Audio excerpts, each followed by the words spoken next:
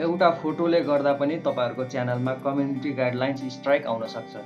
र मैले यो भिडियो किन बनाएको भन्दाखेरि मैले चाहिँ एउटा क्रोमबाट फोटो डाउनलोड गरेर आफ्नो भिडियोमा युज गरेको थिएँ र मलाई कम्युनिटी गाइडलाइन स्ट्राइक आयो। त्यो गल्ती तपाईहरुबाट नहोस् भनेर चाहिँ मैले यो भिडियो बनाएको हो। क्रोमबाट फोटो कसरी डाउनलोड गरेर कसरी युज गर्ने र कम्युनिटी गाइडलाइन्स स्ट्राइकबाट बच्न सकिन्छ भनेर यो भिडियोमा म तपाईहरुलाई डिटेल्समा सिकाउन गइरहेको छु। कृपया भिडियोलाई चाहिँ अन्तिमसम्म हेर्दिनु होला। Anyway welcome to my channel. फेरि पनि तपाईहरुको लागि म नयाँ भिडियो लिएर आइसकेको छु। यदि च्यानलमा नयाँ हुनुहुन्छ भने च्यानललाई सब्स्क्राइब गरी बेल आइकन अन गरिदिनु होला। अब धेरै ढिला नगरिकन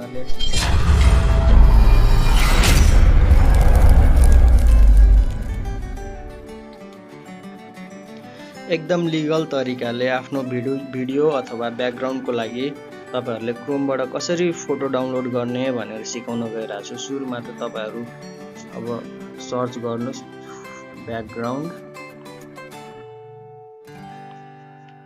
ब्याकग्राउन्ड एचडी फोटो भनेर सर्च गर्नुस्। सर्च गरिसकेर यहाँ देख्न सक्नुहुन्छ इमेजमा क्लिक गर्नुस्। यहाँ देख्न सक्नुहुन्छ इमेजहरु आइसकेको छ, तर यो इमेजहरु चाहिँ तपाईहरुले डाइरेक्ट डाउनलोड नगर्नुस्। यसको लागि चाहिँ तपाईहरु डेस्कटप साइट अन गर्नुस्। अन गरिसकेर तपाईहरुले यहाँ देख्न सक्नुहुन्छ एउटा टुल्स भन्ने अप्सन छ।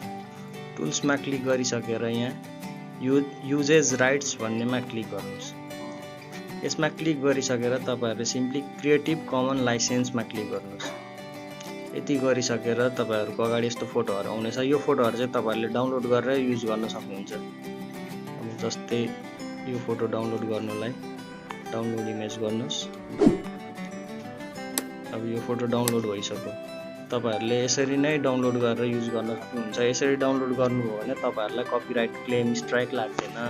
आई होप तपाईहरुलाई यो भिडियो मन पर्यो होला। यदि भिडियो मन पर्यो भने भिडियोलाई प्लिज लाइक गरिदिनु, शेयर, कमेन्ट। यदि च्यानलमा नयाँ हुनुहुन्छ भने च्यानललाई सब्स्क्राइब गरी बेल आइकन अन गरिदिनु होला।